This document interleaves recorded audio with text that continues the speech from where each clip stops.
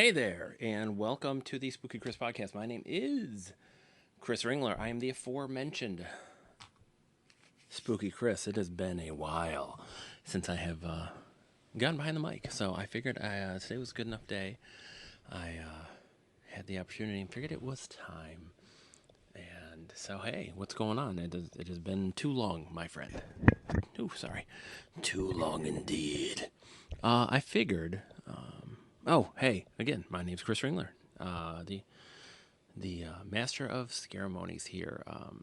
You can find all of my podcasts, my links to my books, my blog, everything at spookychris.com. I am an author, podcaster, filmmaker, and general ne'er-do-well. I figured this time around that I would spin a little yarn. So Uncle Chris is going to tell a story. I'm pretty sure between blogs and podcasts, I've hit some of this, but so once upon a time, once upon a time, I worked there's a litany of kind of the blue collar hourly jobs one does as you're younger and trying to figure out what you're doing in life, which, at 48, I'm still trying to figure out what I'm doing in life. So, hey, welcome. Nice to meet you. So I was at a point where I was kind of just needed to work. And once upon a time in the 90s, I got a job at a convenience store. And I worked there about a year. At the time, I was cleaning offices as well. So 3 days a week, I would go to the office where my dad worked, and I would clean it in the sloppiest way ever. I'm terribly embarrassed at how, it was cleaner, but I just definitely, my heart was not in it.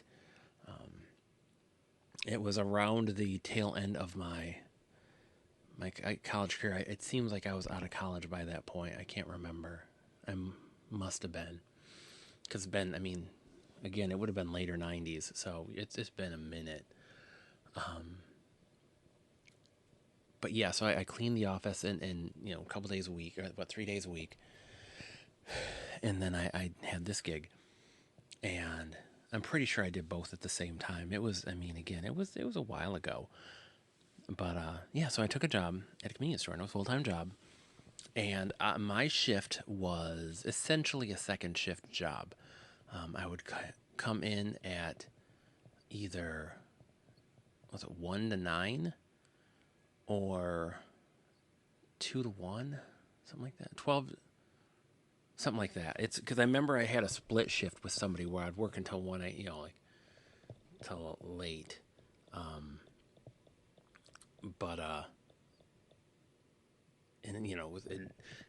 Because basically it was on the weekends, and I would be kind of second coverage because they get the rush. We didn't sell lottery tickets. I lucked out. We did have a small video rental section, which we barely ever got any movie rentals. Very, very scant. It was one of those. It was near the town, like the town over from where I grew up. Small convenience store, sold porno mags, sold beer, sold some wine, had a hot dog machine, pop machine. They rented some movies, not a whole lot. Gosh, I don't even know if I rented 20 movies in the year I was there. I don't think so.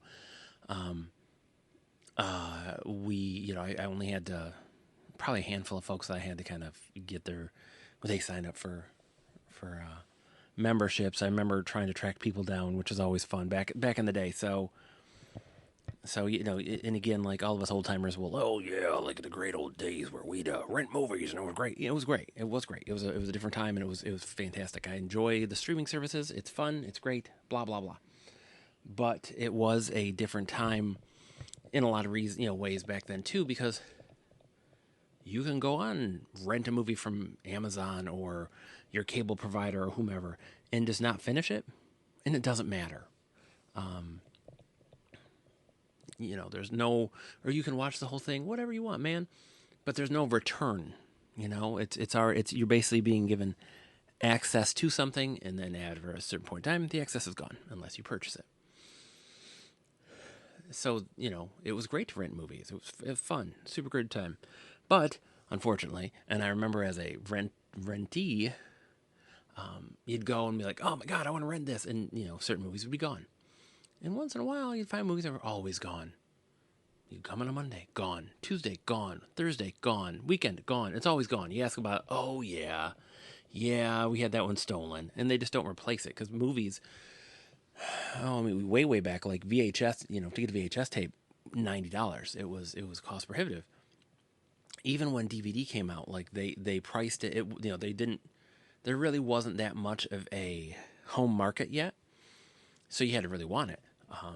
So they priced it, and if you lost it, broke it, whatever, I mean, $90 or whatever. So yeah, there'd be movies and they just disappear off the shelves, and they'd have the box there, but they'd never be in. And if you worked at one of these places, you would have to, I'm sure, first year shift or whatever, you put it off. I'm sure if you're like me, you'd have to call, do the calls like, hey, can you call this list of people? They haven't returned the movie, blah blah blah. So, and you call, and they're always dodging you, like these kind of people always dodge you, like, hey, Mr. Jones, so and so from such and such. Like, oh, what did we Sunshine? We have a Sunshine store, something like that. That's what people called it. I can't remember. Jeez, that's how long it's been. As I don't remember the name of the store. Um, but but yeah, be like, oh hey, this is Chris from such and such. Just calling about True Lies. It was due back on June 18th, and you still hadn't returned it. So if you could just return it, it'd be great. We'd appreciate it. If you blah blah blah, that kind of thing. And again, they're never, you're never going to get it back. They just decided to keep it, or lost it. There's a lot of people that will lose these things, which always is weird to me. It's just like I have had a weird bunch of jobs. I worked at a used record store, collectible store kind of thing, and the amount of people would come in all the time and trade CDs in or sell them, and it would be like, CDs were so expensive. I mean, they're expensive now, but I mean, they were just like, $20 a piece. And you would get like 50 cents at the most per CD. So it was just such a loss. And it's funny because I'd look at my boss looking at these, and it looked like they used them to sand their boat down. And it's just like, what did you do with these? And I get it, like people that are just like, they're in their car, they have a CD player or whatever, but like, to put a CD in, take it out, throw the CD somewhere in the back, on the side, whatever. Don't put it back in the case, and then put another CD in, and they just keep rolling like that until probably the CD is dead, and then they're like, oh, I'm just gonna try to trade it in. So it was like sandpapered. So people would lose this stuff all the time, and break it or whatever, and they just disappear. So I'd make those calls once in a while. It was great because we didn't sell lottery. I loved that. So, basically, my shift, I'd come in and like I'd count the drawer, make sure, I can't remember what we started out with at every $110 or whatever, every shift, X amount of tens, X amount of fives, X amount of ones, and change, and blah, blah, blah. You count it down and fill it all out. And count the drawer, and then I would, mop and sweep and get that stuff out of the way first. And as soon as I came in and my bosses were gone, I would start the hot dog machine again and put 2 hot dogs in the machine. And I'd pour myself a giant fountain pop and just be ready to roll when those hot dogs were done. Because they would turn the hot dog machine off, like midday. And you couldn't really get hot dogs, which is funny. And I mean, it worked for me, but it was just silly because it's kind of like, what if people want a hot dog at like 4 in the afternoon? Like, it's a weird kind of whatever. It's their store. And then I'd just kind of do my thing. I would sit behind the register and wait for folks to come in. And it was funny because there was a point where like $4.86, and that was the cost of, I believe, a 6-pack of something, Bud or something. But I remember like some of these things, like you do them, you're like, your hand starts to, like muscle memory. Like you would remember, like you remember what, and you remember like what those certain things are. And when I first started, they're like, "Oh yeah, you're gonna learn that stuff. You're on to blah blah." I'm like, I'm never gonna learn all of the prices of all of these things. That's crazy. And I did again because there was so you just do it all the time. And I'd check IDs, and we'd sell. Did we sell cigarettes? Yes, I'm pretty sure we did. Man, it's weird. Again, I'm sitting here trying to think. I'm like, geez, did we? I think we did. Um, yeah, yeah. Memory serves. 'Cause I think we sold like Swisher sweets and stuff too. I think, yeah. Um, but yeah, like it wasn't crazy. It wasn't difficult. It was just kind of just doing your thing. It was not the most fun. It was like but it was a job. I'd bring a magazine and I'd just kind of read my Fangoria or whatever and hang out. I didn't really have any friends at the time that would hang out with me. Because that was the thing too. Is when you had those kind of jobs, gas station jobs or whatever, you kind of go and hang out. I did that with my sister when we had a friend that worked at a gas station. We just hang out for hours, hours and hours. And I had other friends that worked at gas stations. You just hang out and stick out of the way and just kind of hang out. But yeah, like it's just it was a job. Um, it's funny because I met someone that way, which was really weird. It was New Year's Eve, and this chick had come in and she came in like she came in once in a while. Her dad lived nearby in an apartment complex, and like it was New Year's Eve. We were chatting it up and stuff, and she was like, "Hey, what are you doing after work?" And I got out at like I said, like 1. Hanging out. I was like, "Oh, we should hang out." So we actually did. I ended up going over to her dad's apartment, hung out with her, and we watched TV, and just hung out and watched TV. And it was funny because when I left, I got lost for about 40 minutes at like 4 in the morning, trying to get out of an unfamiliar apartment complex, which was right near where I'd like a main road and where I worked and lived. And it was just the silliest, most embarrassing thing ever, that I could not find my way out of this stupid uh, apartment complex. The dumbest thing ever, but whatever. Um, that's the infamous girl I never dated because like she ended up leaving because she was in engineering or something and went out of town for a long time. And I literally talked her out of being interested in me because I was just like, I'm terrible. I'm the worst. I'm so awful. And she finally was like, you're kind of right. So not a big loss, obviously. Um, but yeah, it's weird because that was a job that I had. Like I have my handful of infamous stories, like my stories, and this is where one of them comes from. And this is where I think anybody has ever listened to me or met me and have gotten chatting. This is one of my stories I tell. But it was, I mean, it was an okay job. It was a weird job. I worked with an older woman, Ruth, who was a really sweet lady. And it's weird to think that she's probably, I mean, she's got to be long dead. And the owner, Dave, and his wife have to be long dead. The store's been sold, and it's a different kind of. It's like a more hipstery, more like that area is kind of more hipstery now, and it's like they sell wines and sandwiches, and this, it's a different vibe. This was a, you know, convenience store when I worked there. That sold beer, and it's funny. I was told a story. So we were open 24/7. The only time we ever closed, we closed on Christmas Day. And they closed like whatever they come in. It was weird because I remember the one time like they had to come in and figure out how to. They had to call like a locksmith and figure out how to lock the freaking doors because they never locked it because they're always open. Um, I remember hearing a story, and this is just so funny. So there was a dude that used to work there. I mean, a million years ago, and so one night he wanted to buy some beer, and he didn't want to buy it from them because their prices were too high. So he was like in mid shift, he ADOsed and went to another liquor store or store or whatever to go buy beer and left the store unattended. Comes back, all the beer is gone because Genius couldn't lock the door, and a person, some people, whomever, came in and robbed the place of all the beer because he was stupid.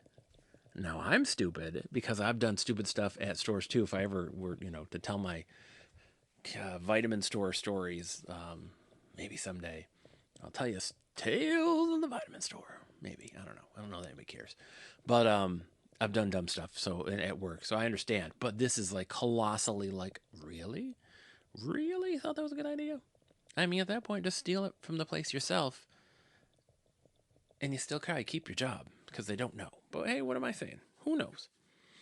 Um, so that was a funny story I'd heard. But yeah, like so I just come in, I work my shift. I worked with a lady named Ruth, who's a nice old lady. She'd had a stroke, so one of her little wings kind of didn't work as well. But it's funny, she'd always talk about how there's a guy that came in once and like whipped his ween out and like plopped it on the counter, and she lickety split. There was an ice scraper, like a heavy duty, like metal heavy ice scraper underneath the counter, and she grabbed it and like slammed it down right next to it to kind of make the point of like, don't come doing that to me. And he, adiosed out of there. But she was a sparky little old lady, and she loved me. She was super sweet to me, but she was a firecracker. Had a big old laugh. Nice lady. She'd work not really by herself. I think she'd kind of work with folks generally. There was Connie, who was the main employee, and I loved Connie until I got to know her more. And it was so, oh God, it was so weird. I was working with her twice within a month or two, month and a half, something like that, when she got the call. Because again, this is before people most folks had cell phones, but so you could get a call like ring ring ring, on the work phone, and it was sorry, I'm got nervous energy, and I think I'm making a weirdo sound, so I apologize. But I was there twice when she got calls about like a nephew and a cousin that had died, and two different calls, and like just hysterical crying and just destroyed, upset, like and you don't know. You kind of like pat them on the back, and you don't really know what to do. Like, what do you say to somebody? What can you say that takes away kind of that just immediate horror and loss and upset? Like, there's not really something you can easily like, oh, sorry about that. Everything will be okay. And I was there for that, and that was just, that was rough times with that. But yeah, Connie was cool. Like, I liked Connie. She very funny, always laughing. Always, all the customers loved her. She was probably would have been young 20s. So maybe so I probably was out of college. Um, but she's probably in her 30s, somewhere around there. And again, like just super affable, super nice, loud and gregarious. And then I remember her telling me a story once about how she and her friends or family, I can't remember, would like jump in a van once in a while, supposedly, and go into Flint, because this is before I went to Flint and hung out and stuff, really. But she would go, with her friends, family, whatever, and they'd go into town, and they'd roll up on black folks and open the door and then beat them with a bat and then drive away. Like, that's, and I immediately realized, oh, this is not the person I thought they were. Yeah. And it's weird because, again, like I led such a sheltered life for so long. I had heard similar stories about an uncle of mine that when he was a cop, some of them would do that. But, it's not something I obviously didn't ascribe to, and my friends, and it just was, me and my friends would get together and watch movies. We didn't go and do terrible things. So it was eye-opening. I worked with a guy named Dan who was just very, very sleepy, and he'd come in, he was third shift guy, and he didn't have much to say, and you just kind of flump on a stool. And he basically, when he worked with me, he'd just sit on a stool, and I'd do all the register work. Like with split shifts and stuff otherwise, like, you would, you'd kind of trade off once in a while to some degree. Sometimes the other person be just like, no, I'm good. You just do, because I was the new guy. But yeah, he would, and then like at one point during the shift, he would disappear for about an hour into the cooler to count the cooler down. I don't know what he did. He just disappeared for a while. Just went away. I never really liked Dan. Um, I never, I mean, we never fought or anything, gotten in arguments or anything. I just didn't like him. I didn't like his personality. He kept to himself, so he could have been a cool guy for all I know. He just was like very guarded and quiet. And hey, how you doing? What's going on? Yeah, so I just never liked him much. And then there was the owners who would come in. They worked the very first shift generally, and then we'd get all the stuff in. Like we'd get stuff in. I can't EB White, EB White, EB. Gosh, I can't remember the distributor.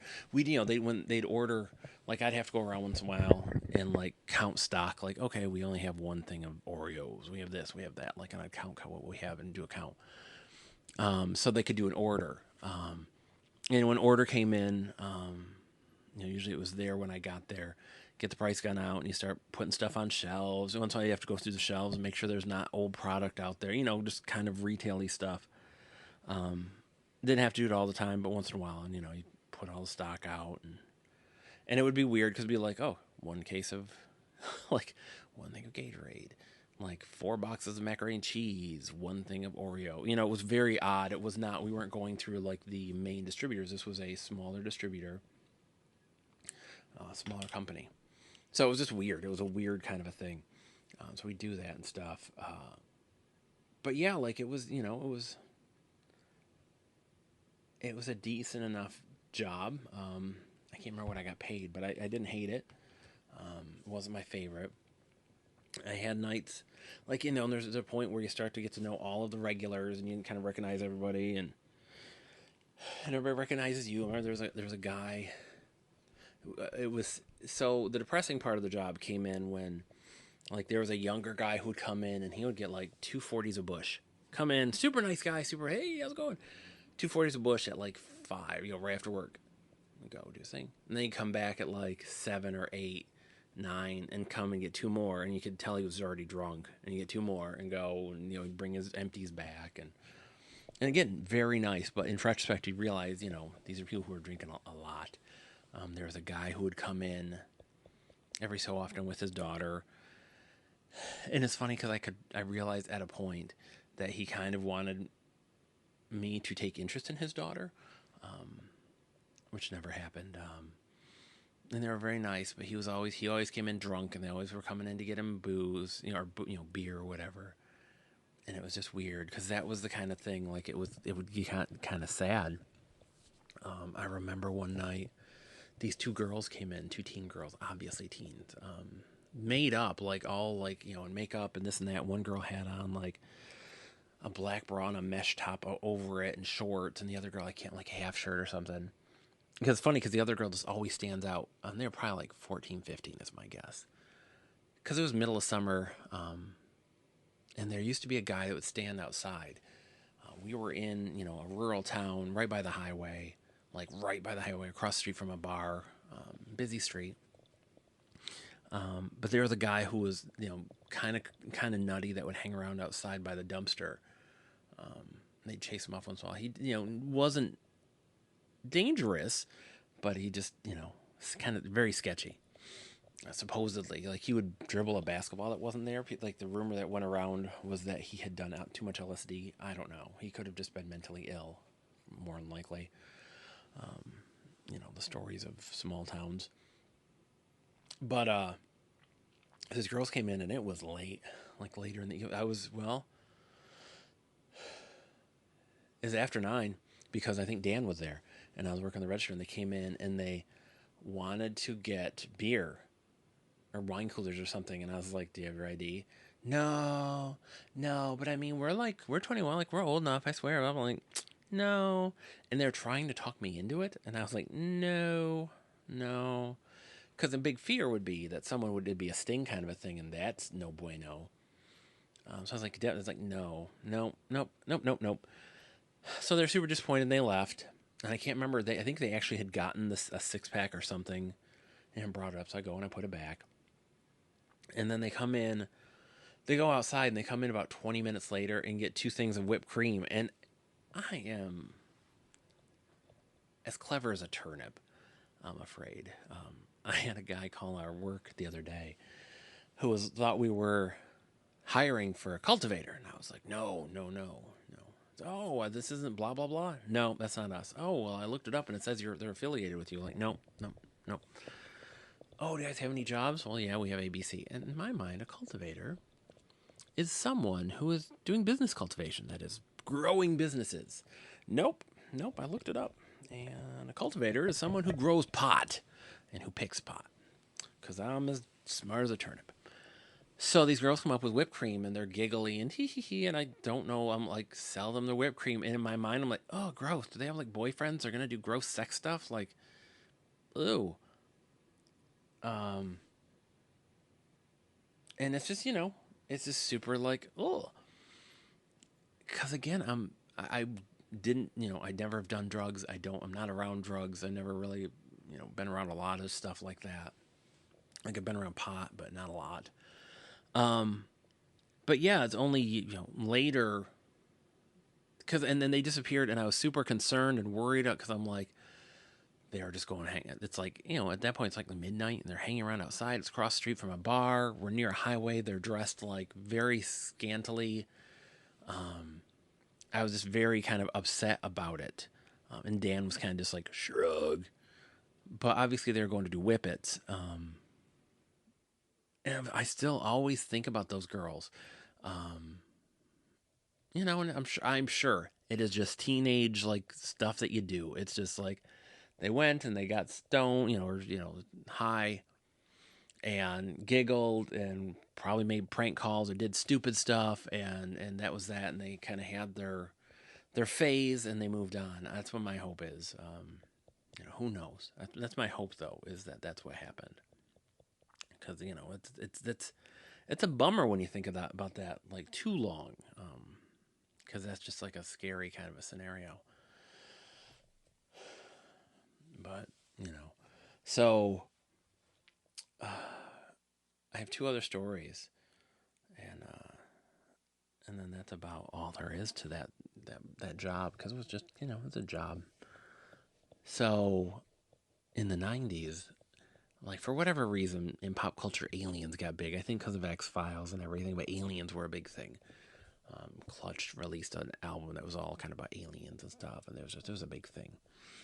And I had 2 alien shirts, like just with aliens on them. Like one was Alien Wear, which I think is a skateboard thing or skate wear. The other one said Absolute Alien, and which is stupid. I'd never wear it now. I think my mom got it for me, but it was an alien in a bottle and it said Absolute Alien. A riff on Absolute Vodka. And so I think that shirt on. I'm working, and these 2 guys come in and look at my shirts like, you like aliens? I'm like, sure, yeah, yeah, whatever. It's like, you won't see an alien. I was like, what? I didn't know what to say. And I like, what? You won't see an alien. We got one. You want to see one? And I'm like, sure. $1,500. And I'm like, what? $1,500 and I'll show you an alien. We got it in our barn. But $1,500. I'm like, nah, man. No, I'm good. I don't got that kind of money. All right, you ain't gonna see no alien. Otherwise, we got one. $1,500 if you want to see it. No, man, I'm good. So I'm real good. All right. You're lost. And they bought beer or something and left. And I don't know what they had in that barn. I don't know if it was like a malformed fetus of a goat or a gimp. I don't know if they were going to make a snuff movie with me. I don't know. It's super weird and super sketchy. It's real weird. But I did not take them up on that. And part of me, were I a rich man, were I a rich young gentleman back then, I mean, it would. You can't tell me you're not. Wouldn't be curious what they had, because I mean, it's just like, what the heck do they have? but it wouldn't have gone well for me. I'm going to guarantee they would have ripped me off, and it would have probably been they didn't have anything. They would have gotten like a dead, dead animal and skinned it or something and had it and just like there it is. It's like that's a dead goat. No, it ain't. It's an alien. It wouldn't have gone well for me. But it's weird and it's interesting. So my last story from when I worked at the convenience store, and it's almost there. Like people called it the Sunshine Store, and I guess it's like there on the tip of my tongue, and I just can't think of it. What the place was called. It's funny. I remember. I guess that's another dumb side story. At the time I worked, I'd met this guy in college, and we were cool, and he had like kind of a zine. It was a music zine, and he like must have been legit as heck because he would get tickets and stuff to shows. I went to go and photograph a band called New York Loose. They opened for Reverend Horton Heat when I went in Detroit. They were opening for them in Detroit, and and my friend was like, "Oh, hey, I'll get you tickets and stuff. Do you want to go and photograph?" I'm like, "Okay, cool." And I didn't know what to do. I went with a friend of mine. I had 2 tickets, and I bought like a disposable camera and went and like got in. And it was funny because the band was like, "Did you want to interview us?" I'm like, "No, just here for photos." Like, "Oh, okay." So and we were like, I was like right up in front of the stage. Pretty fun band. They gave me a CD. Um, and the venue was like you can't have no flash photography, and I didn't know what to do because back then when you bought those cameras, it was just flash. So I didn't know what to do. So I figured out I can't remember what I used, but like I just busted out the flash, and I think this was when he kind of fired me. It was after this. Yeah, I think it was. I think it was he just stopped talking to me basically, but it was because um, yeah.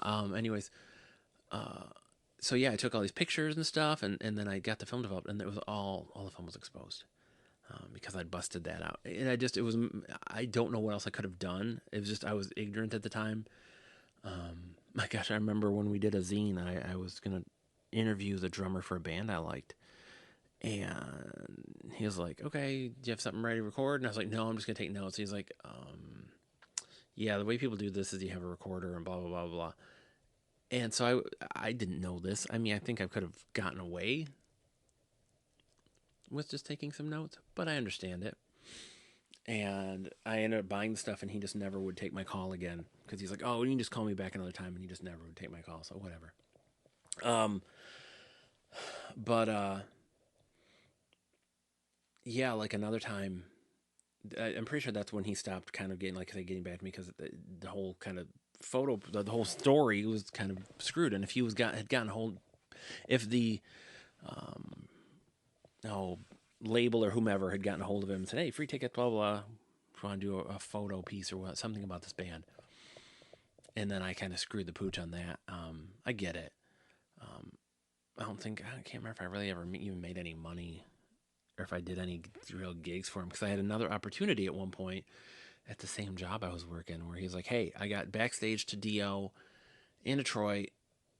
Like, if you want to go interview him, blah blah blah blah," and I couldn't because I had a shift and I just it was one of the things like you didn't get breaks because you worked alone. Like, so I really didn't know how could have called in. I guess that wasn't my thing. So I never got a chance to, and I'm still kind of like, man, there's opportunities you get, and it's like I get it because I wouldn't have wanted to lose my job, but then it's like if you lose the job over missing one day, is the job worth your while? I don't know. Anyway, my last story. So I worked at this place for a year, a little over a year. I was over it. I was ready to move on because I just had my fill. I was kind of like the drunks and the all that stuff kind of depressed me at that point, and I wasn't the happiest monkey in the zoo. Um, so one day these 2 guys come in and they go and they get beer and they come up and the first guy, "Hey, blah blah blah blah blah," and I ring him up and he's cool. And the second guy comes up and I'm like, "Oh, hey, do you have your ID?" And he's like, "Oh, yeah, I don't have a license." Like, "Oh, well, I'm sorry, I can't sell to you if you don't have a license." No, no, no, man. Like I'm old. And I'm sure he was old enough, but I yeah, I'm sorry, I can't. It's like, well, no, I've got a Michigan ID. Well, we don't sell on Michigan IDs. I don't know what the point other than just like showing you, are of an age, I guess. I don't know. But, we can't do it. And he was very angry and very upset and just like, I've even got the number tattooed on me, which is just the funniest, craziest thing ever. Just the notion that you would tattoo a number like that on yourself. So I could, it was on his chest or something stupid. But he was insistent. It's like, no, man, I got it on myself. Look. And I was like, no, man, like, it's cool. Like, no. And, he just wouldn't take no for an answer and just wasn't hearing it. And just wouldn't listen to me. And so he's just getting more and more worked up and angrier at me and angrier and angrier. And I remember, like, and Dan was sitting, you know, just down from me because that's what he did. Is he just sat down there and just did his thing. He's Dan, just hanging out. And he's there, and like finally, the guy is like, I want to know who the boss is. I want to talk to the manager. Like, I want to talk to the manager. Who's the boss? And I look over at Dan, and I look at the man, and I say, Tony Danza. And I look over at Dan, and I think I am the cleverest monkey in the zoo. And his friend kind of like gives me a look, and I start busting up because I think I'm so funny, and the guy doesn't get it, and I don't know if he ever got it at the time, or if he just maybe because he was judging by my response, that he realized that he'd been insulted, and he kind of came after me over the counter, and I stepped back, and he got enraged and was talking all mad mess at me, and like he's gonna meet me outside and he's gonna do this and that, and all of a sudden, immediately fight or flight kicked in. I'm like, uh-oh. And that happens. It happens, a lot when you do something stupid, accidentally or whatever, and you're like, oh, consequences.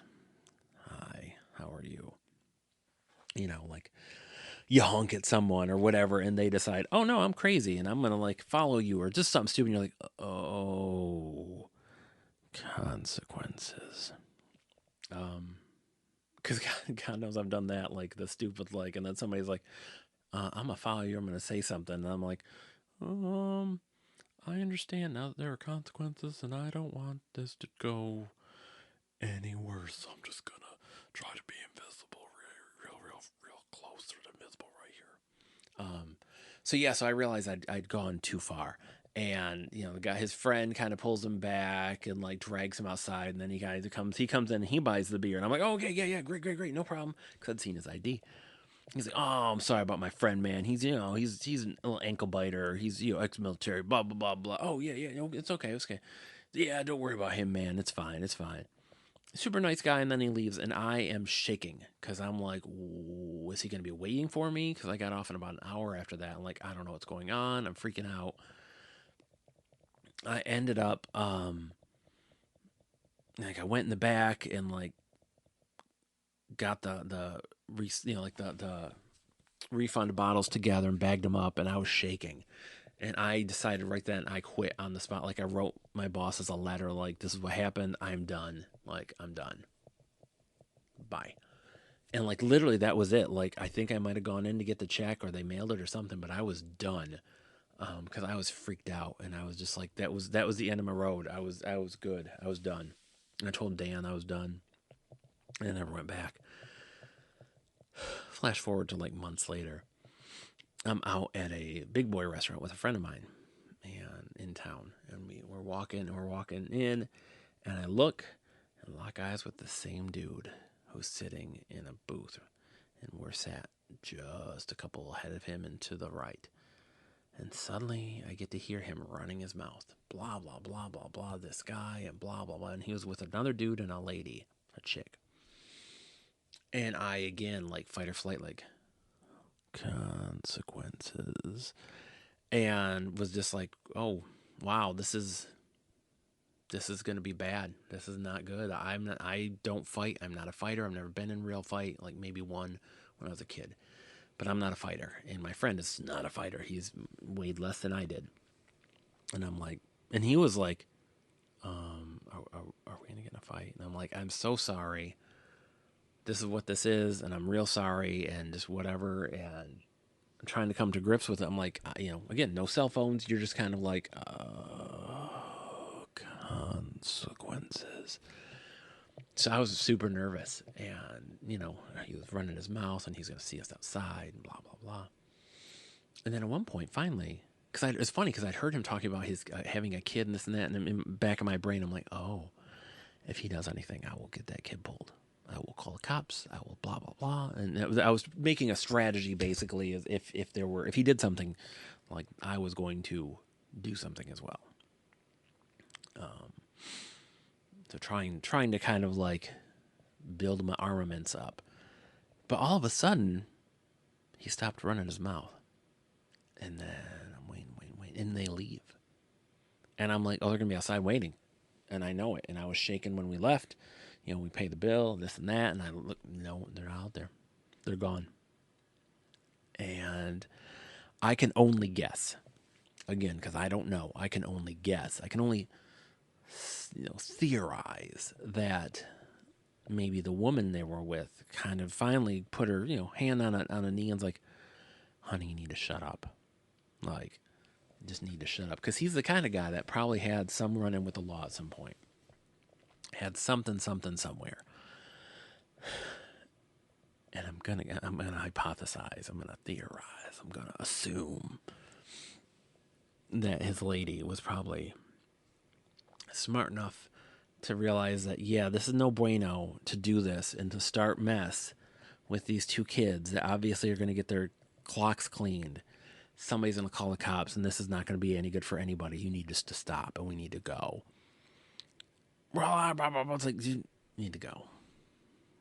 And that was that. That was the end of my convenience store career. I never ever... I never worked at a fast food restaurant. I never worked at another convenience store after that. I just wouldn't do it. I worked retail, but never again. It was a weird time. And again, it wasn't a long. I had about a little over a year, something like that. But it was just not for me, my friends. So there's your story for the day. There's my Chris's jobs from the past. It was a longer than usual episode by quite a bit. I apologize. Hope you enjoyed it, though. I hope it was kind of funny. Most of my podcasts are not this long, but I appreciate you sticking around if you did. Again, my name is Chris Ringler. This is the Spooky Chris podcast. I am generally pretty spooky. That just wasn't necessarily a spooky story. You can find all of my stuff at spookychris.com. My links to my many, many books. I put a book out in April, and I've written a couple books since then. I'm writing all the time, but you can track that down. All my podcasts, there's about 100 of them by now. All my blogs, my links to my short films, and there's links to my newest endeavor, which is a weird little event thing I'm doing. But if you listen to this somehow in the future, and that doesn't exist anymore, then just pay no mind to that. But thank you for tuning in. I will talk to you soon.